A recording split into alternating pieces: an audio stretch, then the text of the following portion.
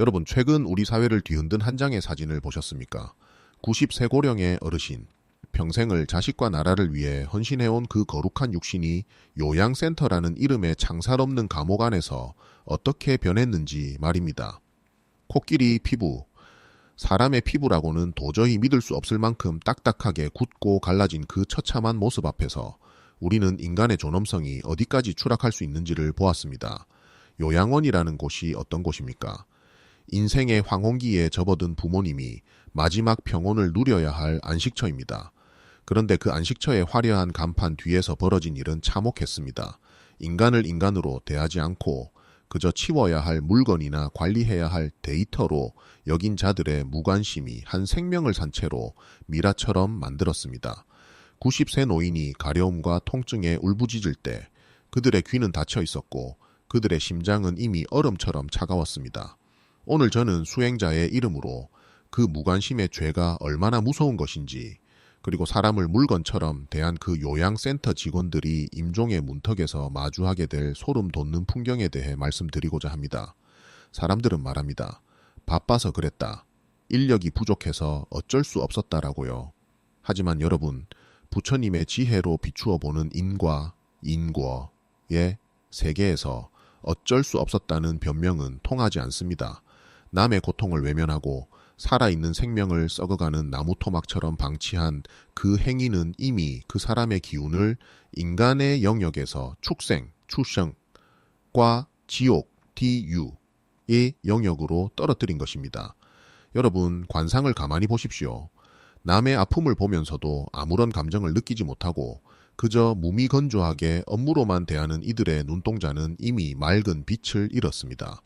그들의 눈은 이미 먹잇감을 찾는 짐승의 눈이나 생기가 없는 시체와 닮아 있습니다. 이것이 바로 축생도의 기운입니다. 부처님께서는 타인의 고통에 공감하지 못하는 자는 겉모습만 사람일 뿐 그 내면은 이미 짐승의 길을 걷고 있다고 하셨습니다. 더욱 무서운 것은 그들이 임종의 순간에 보게 될 진실입니다. 흔히들 나쁜 짓을 한 사람은 죽을 때 피해자의 원망을 보며 고통받는다고 생각합니다. 하지만 이번 코끼리 피부 사건처럼 일방적인 무관심으로 타인을 짓밟은 자들은 더 소름 끼치는 경험을 하게 됩니다. 바로 90세 노인이 보낼 자비로운 용서의 빛입니다. 괜찮다. 나를 잊어줘서 고맙다는 그 힘없는 노인의 목소리가 들리는 순간 가해자들의 영혼은 그 어떤 지옥의 불길보다 더 뜨거운 무간의 죄책감에 휩싸이게 됩니다. 잊었다는 것, 그것은 단순히 기억을 못하는 것이 아닙니다. 상대를 사람으로 보지 않았기에 일어나는 존재의 말살입니다. 이 망각의 업은 저승에서 한 치의 틈도 없는 고통으로 돌아옵니다. 여러분은 오늘 이 법문을 통해 우리가 무심코 저지르는 무관심이라는 악업이 얼마나 깊은 뿌리를 가지고 있는지, 그리고 그것이 우리의 죽음을 어떻게 비참하게 만드는지를 낱낱이 보게 될 것입니다.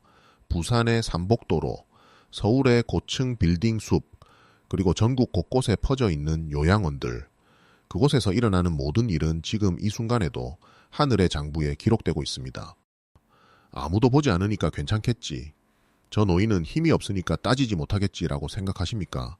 천만에요. 90세 노인의 굳어버린 피부 한 조각 한 조각이 여러분의 영혼의 낙인으로 남을 것입니다. 자, 이제 우리는 그 차갑고 건조한 요양센터의 복도를 지나 한 인간이 물건으로 취급당했던 그 비극의 현장으로 들어가 보겠습니다. 그리고 그곳에서 죄를 지은 자들이 마주할 피할 수 없는 인과의 드라마를 시작합니다. 여러분, 정신을 가다듬으십시오. 이것은 타인의 이야기가 아니라 우리 모두의 말로 베몰루에 관한 이야기입니다. 자, 이제 우리는 그 화려한 요양센터의 자동문 너머 세상의 시선이 닿지 않는 그 그늘진 복도를 따라 한 인간의 존엄성이 어떻게 파괴되었는지 그 소름 돋는 내면의 풍경을 들여다보려 합니다. 이것은 단순히 한 노인의 피부병 이야기가 아닙니다. 우리 시대의 심장이 어떻게 말라가고 있는지, 그리고 인간이라는 탈을 쓴 괴물들이 어떻게 탄생하는지에 대한 비극적인 기록입니다. 그곳에는 이른바 전문 간병인이라 불리는 박 씨라는 직원이 있었습니다. 그는 요양원 내에서도 일을 잘하기로 소문난 사람이었습니다. 정해진 시간에 기저귀를 갈고 약을 먹이고 보고서를 작성하는데 일말의 오차도 없었지요. 하지만 여러분, 수행자의 눈으로 본 그의 일상은 참으로 기괴했습니다. 그는 90세 어르신을 대할 때 단 한 번도 그분의 눈을 맞추지 않았습니다. 그에게 어르신은 따뜻한 온기를 가진 생명이 아니라 하루빨리 처리해야 할 숙제이자 닦아내야 할 먼지와 같은 물건에 불과했습니다. 먼저 그의 관상을 보십시오. 여러분, 사람의 얼굴은 그가 살아온 세월과 품어온 마음의 거울입니다. 박 씨의 눈은 늘 초점이 흐릿하고 차가웠습니다. 타인의 아픔을 투영하지 못하는 그 눈동자는 마치 유리구슬처럼 딱딱하게 굳어 있었지요. 이는 오랜 시간 타인의 고통을 외면해온 자들에게 나타나는 전형적인 무감각의 상입니다. 그의 입술은 항상 굳게 다물어져 있었고 입꼬리는 비열하게 내려가 있었습니다. 이는 내가 왜 이런 일을 해야 하나 라는 잠재된 불만과 자신보다 약한 존재를 경멸하는 아수라의 도끼가 서린 모습입니다. 박 씨의 목소리는 더욱 가관이었습니다. 어르신이 가려움에 잠 못 이루며 신음할 때 그는 다가와 따뜻한 위로 대신 거친 호통을 쳤습니다. 조용히 좀 하세요. 다른 사람들 다 자는데 왜 그래요? 그 목소리는 맑은 인간의 음성이 아니었습니다. 거칠고 탁하며 마치 쇠사슬이 바닥을 긁는 듯한 그 소름 끼치는 발성은 경전에서 말하는 축생도의 소리와 닮아 있었습니다. 남의 절규를 소음으로 여기는 그 비정한 마음이 목소리에 그대로 묻어난 것입니다. 이제 90세 어르신의 방으로 가보겠습니다. 그곳에는 옴과 욕창이 뒤섞여 피부가 코끼리 껍질처럼 변해버린 한 영혼이 누워 있었습니다.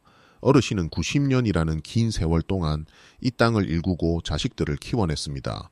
그분의 손은 거칠었지만 따뜻했고 그분의 가슴은 늘 자애로웠습니다. 그러나 요양원이라는 거대한 시스템 안에서 어르신은 그저 몇 번 침대 환자로 전락했습니다. 피부가 갈라지고 진물이 흐르며 온몸을 파고드는 가려움은 지옥의 형벌과도 같았습니다. 어르신은 손을 뻗어 자신의 고통을 알리려 했지만 박 씨는 그 손을 귀찮다는 듯 뿌리쳤습니다. 에휴, 또 시작이네. 씻겨줘도 왜 이래? 박 씨는 어르신의 피부 상태를 보고서도 상부에 보고하거나 적절한 치료를 요구하지 않았습니다. 왜일까요? 귀찮았기 때문입니다.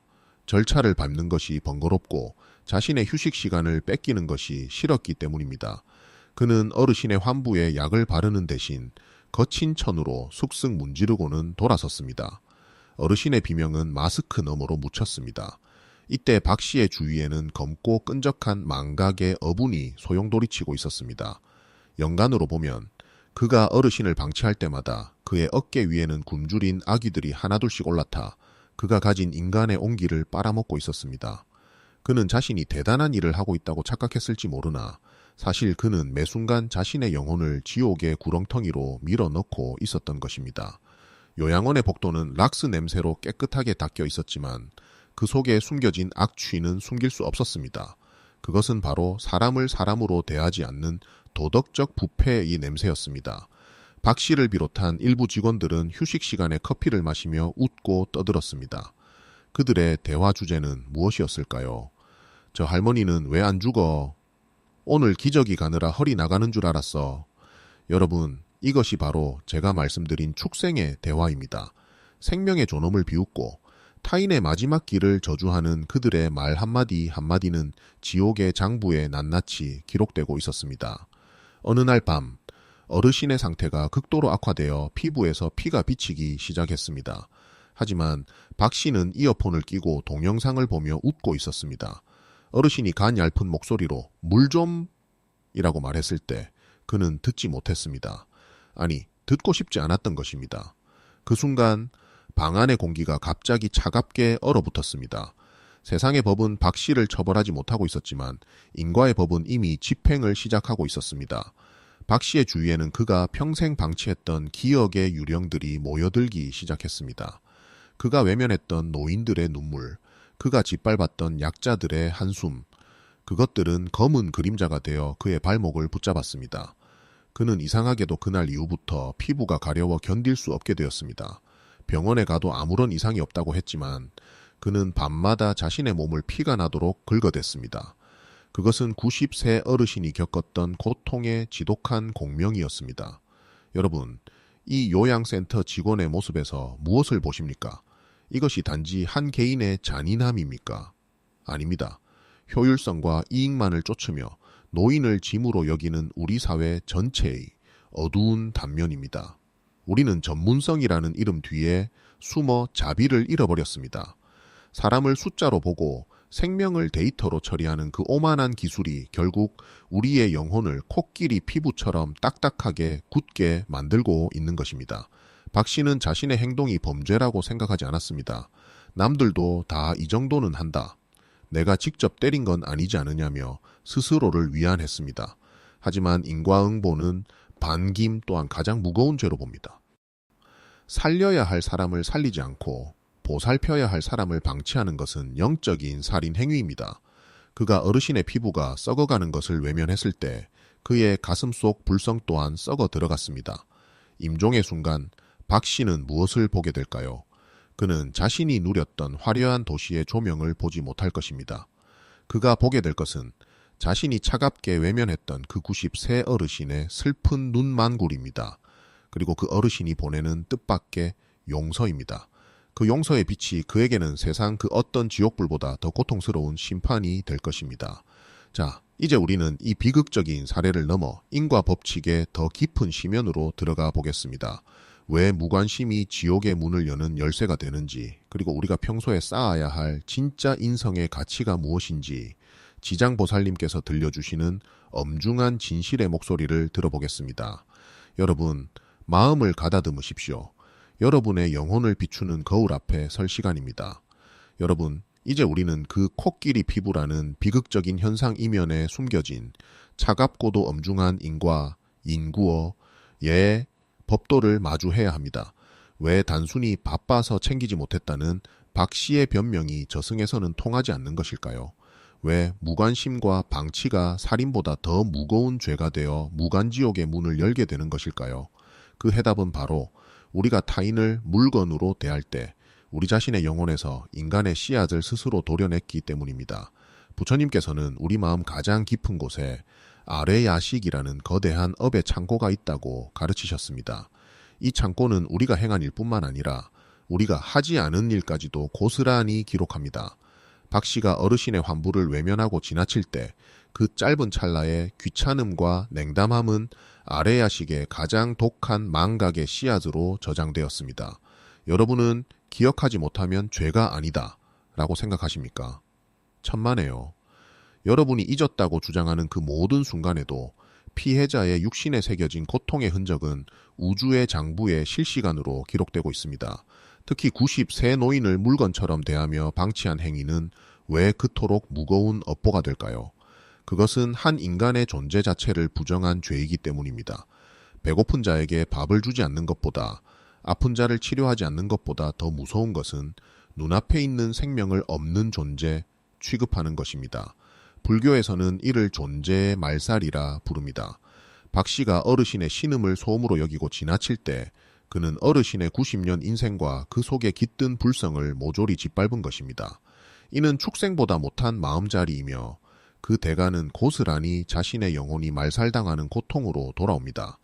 그렇다면 박 씨가 마주하게 될 무간지옥은 어떤 곳일까요? 무간이라 함은 고통받는 시간과 공간에 빈틈이 없다는 뜻입니다.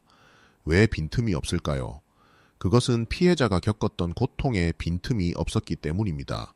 어르신의 피부가 굳어지고 갈라지며 겪었던 그 가려움과 통증은 1분 1초도 쉬지 않고 어르신을 괴롭혔습니다.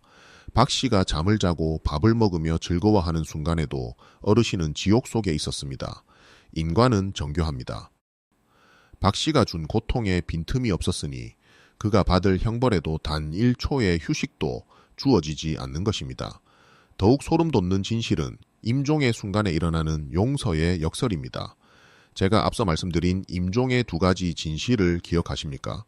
보통의 영혼들은 용서와 감사의 빛을 보며 평온하게 길을 떠납니다. 놀랍게도 그가 학대하고 방치했던 90세 어르신은 임종의 순간 박 씨를 향해 자비로운 용서의 빛을 보냅니다. 그럴 수도 있었겠지. 나를 잊어줘서 고맙다. 는 그 힘없고 맑은 영혼의 속삭임 말입니다. 하지만 여러분, 이것이 가해자에게 구원이 될 것 같습니까? 아닙니다. 피해자의 진실한 용서를 마주하는 그 순간 박 씨의 영혼은 자신의 추악함을 단 1%도 가릴 수 없는 투명한 거울 앞에 서게 됩니다. 피해자는 용서했지만 박 씨 본인의 양심과 아뢰야식은 결코 자신을 용서할 수 없게 됩니다. 어떻게 저토록 맑은 영혼을 내가 물건처럼 대했단 말인가 하는 뒤늦은 참회와 죄책감이 무간지옥의 가장 뜨거운 불길이 되어 그의 영혼을 태우게 됩니다. 용서받았기에 더 피할 곳이 없는 지옥. 그것이 바로 무관심한 자들이 마주할 가장 처참한 풍경입니다. 사람들은 말합니다. 요양원 직원이 다 그렇지 뭐. 힘드니까 그럴 수도 있지. 하지만 여러분, 그런 생각들이 모여 우리 사회를 코끼리 피부처럼 딱딱하고 무감각하게 만듭니다. 타인의 아픔을 숫자로 보고 생명을 업무로 처리하는 그 오만한 마음은 이미 지옥의 기운에 전염된 것입니다. 박 씨의 얼굴에서 보였던 그 흐릿하고 차가운 눈빛은 그가 죽어서 갈 곳이 어디인지를 이미 현생에서 보여주고 있었습니다. 인과응보는 결코 멀리 있지 않습니다. 여러분이 오늘 누군가의 고통을 귀찮은 업무로 여기고 눈을 감았다면 여러분은 자신의 임종 때 마주할 가장 밝은 등불을 스스로 꺼뜨린 것입니다. 90세 노인의 굳어버린 피부는 박 씨에게 보낸 마지막 경고였습니다. 사람으로 태어나 사람의 도리를 잊지 마라는 그 처절한 몸짓을 외면한 대가는 이제 영원히 식지 않는 죄책감의 바다에서 치러야 할 것입니다. 자, 이제 우리는 이 엄중한 인과의 기록을 뒤로하고 어떻게 하면 우리 내면의 무감각한 껍질을 벗겨내고 진정한 인간의 품격을 회복할 수 있을지 그 구원의 길을 찾아보아야 합니다. 여러분, 정신을 똑바로 차리십시오. 여러분의 영혼에 새겨진 그 망각의 기록을 씻어낼 마지막 기회가 아직 남아 있습니다. 여러분, 지금까지 제가 드린 말씀들이 여러분의 가슴을 차갑게 얼어붙게 만들었을지도 모릅니다. 무간지옥의 공포와 코끼리 피부라는 비극적인 상처를 들으며 혹시 우리 사회는 이미 늦은 것이 아닐까 하는 절망감에 빠진 분이 계실지도 모르겠습니다. 하지만 여러분, 부처님의 자비는 끝이 없으며 아무리 딱딱하게 굳어버린 껍질이라도 참회, 찬후이, 왜 뜨거운 눈물 앞에서는 녹아내리기 마련입니다. 우리가 이 지독한 무관심의 굴레에서 벗어나는 첫 번째 길은 바로 사람을 사람으로 보는 눈을 회복하는 것입니다. 요양센터의 직원들이나 간병인분들께 간곡히 당부드립니다. 여러분의 손길이 닿는 그분들은 치워야 할 물건이 아니라 누군가에게는 세상의 전부였던 부모님이며 수만 가지 사연을 품고 살아온 한 사람의 거룩한 생명입니다. 여러분이 그분들의 기저귀를 갈고 환부를 닦아낼 때 그것을 업무라 생각하지 말고 공덕의 기회라 생각하십시오. 90세 노인의 주름진 손을 한 번 더 따뜻하게 잡아드리는 그 찰나의 행위가 여러분의 아뢰야식에 새겨진 검은 기록을 지워내는 가장 강력한 지우개가 될 것입니다. 두 번째는 하심의 회복입니다. 나는 건강하고 힘이 있으니 저 힘없는 노인을 내 마음대로 해도 된다는 그 오만한 생각을 버려야 합니다. 세월의 흐름 앞에 예외인 사람은 아무도 없습니다. 오늘 여러분 앞에 누워있는 그 노인의 모습은 머지않은 여러분 자신의 미래입니다. 내가 나중에 대접받고 싶은 그 모습 그대로 지금의 어르신들을 대하십시오. 타인의 고통을 내 고통처럼 느끼는 자비의 공명이 일어날 때 비로소 여러분의 영혼을 짓누르던 축생의 기운이 사라지고 맑은 인간의 기운이 되살아날 것입니다. 세 번째는 용기의 참회입니다. 만약 박 씨와 같이 이미 타인에게 무관심으로 상처를 주었다면 더 늦기 전에 그분들 앞에 무릎을 꿇고 진심으로 용서를 구하십시오. 그분들이 살아계신다면 직접 찾아가 손을 잡고 눈물을 흘리며 사죄하십시오. 만약 이미 세상을 떠나셨다면 그분들의 영정 앞에서 혹은 매일 새벽 기도를 통해 자신의 어리석음을 낱낱이 고백하십시오. 피해자가 보냈던 그 용서의 빛이 여러분의 심장을 태우는 불길이 되지 않고 여러분의 영혼을 씻어주는 감로수가 되게 하십시오. 여러분, 인간의 품격은 화려한 명함이나 돈에서 나오는 것이 아닙니다. 자신보다 약하고 아픈 자를 대하는 그 따뜻한 마음자리에서 나옵니다. 90세 어르신의 굳어버린 피부는 우리 사회의 무감각을 꾸짖는 죽비와 같습니다. 이제 그 딱딱한 껍질을 깨고 나와야 합니다. 타인의 눈물을 닦아주고 남의 고통에 함께 아파할 수 있는 그 부드러운 마음으로 돌아갈 때 비로소 무간지옥의 문은 닫히고 극락의 문이 열릴 것입니다. 임종의 순간 여러분의 눈가에 흐를 그 눈물이 죄책감의 피눈물이 될지 아니면 용서와 평온의 눈물이 될지는 지금 이 순간 여러분의 선택에 달려 있습니다. 어르신들은 여러분을 기다리고 계십니다. 비난이 아니라 여러분의 변화를 기다리고 계십니다. 그 자비로운 침묵 속으로 들어가 여러분의 불성을 깨우십시오. 그것이 여러분이 살고 우리 사회가 사는 유일한 길입니다. 사랑하는 불자 여러분, 그리고 인연 다하 이 영상을 보고 계신 모든 분들께 묻고 싶습니다. 오늘 우리가 나눈 90세 노인의 코끼리 피부 이야기가 여러분의 마음속에 어떤 파동을 일으켰습니까? 세상은 참으로 빠르게 변하고 기술은 날로 눈부셔지지만 우리 인간이 지켜야 할 근본적인 도리와 자비의 마음은 수천 년 전이나 지금이나 변함이 없습니다. 우리가 요양센터의 어르신들이나 주변의 약자들을 대하는 그 짧은 순간의 태도가 결국 우리 자신의 미래를 결정짓는 설계도가 됩니다. 타인의 고통을 방치하는 무관심은 우리 영혼을 딱딱한 껍질 속에 가두는 감옥이 되지만 타인의 눈물을 닦아주는 자비의 손길은 우리를 지옥의 문턱에서 구해내는 가장 밝은 등불이 될 것입니다. 부디 오늘 이 본문을 들으시고 여러분의 마음속에 깃든 무감각의 껍질을 벗겨내어 맑고 부드러운 본래의 성품을 회복하시기를 간절히 축원합니다. 오늘 이 말씀이 여러분의 삶의 작은 깨달음과 위로가 되었다면 좋아요와 구독으로 그 따뜻한 인연을 이어가 주십시오. 여러분의 작은 정성이 모여 이 맑은 지혜의 말씀이 더 많은 분에게 전달되고 우리 사회의 차가운 구석을 녹이는 큰 감로수가 될 것입니다. 또한 오늘 본문을 들으며 느끼신 참회의 마음이나 여러분 주변의 소중한 인연들에 대한 다짐을 댓글로 자유롭게 남겨주십시오. 한 분 한 분의 진솔한 고백이 모여 우리 모두가 함께 성장하고 치유받는 거룩한 법석이 될 것입니다.